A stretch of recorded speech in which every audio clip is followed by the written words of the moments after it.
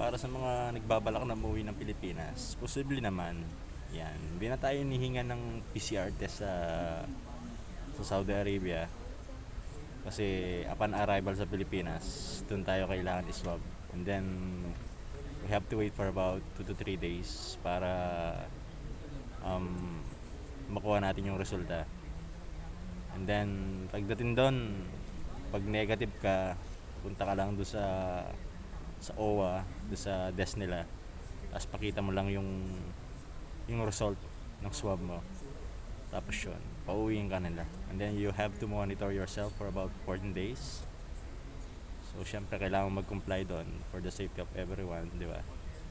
Pero okay lang, at least kasama mo yung pamilya mo. Tulad niyan, actually, surprise ko lang yung anak ko, si Joaquin. Hindi niya alam na uwi ako ng Pilipinas. So, actually, hindi niya ako kinakausap. Nagagalit sa akin kasi he was expecting na uwi ako ng Pasko. But unfortunately, I told him na hindi nga ako makakauwi. Kaya yun, nagtampo. So, yeah, nagkaroon tayo ng pagkakataon para umuwi. So, I grabbed this opportunity, although risky. We have to sign a waiver kung sakaling may mangyari sa amin sa Pilipinas. Wala kami makukuha sa mga benepisyo namin sa trabaho.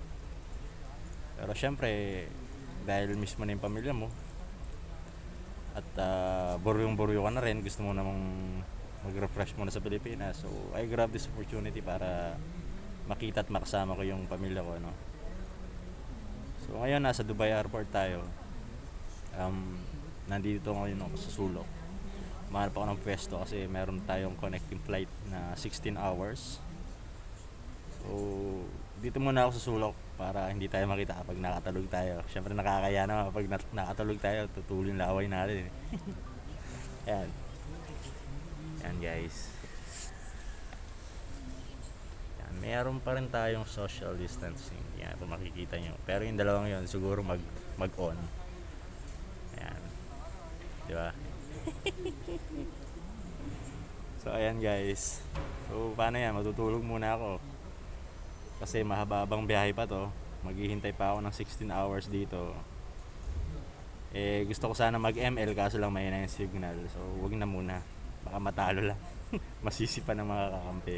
Okay? So, ingat mga kabrads. Okay? Always remember, be happy.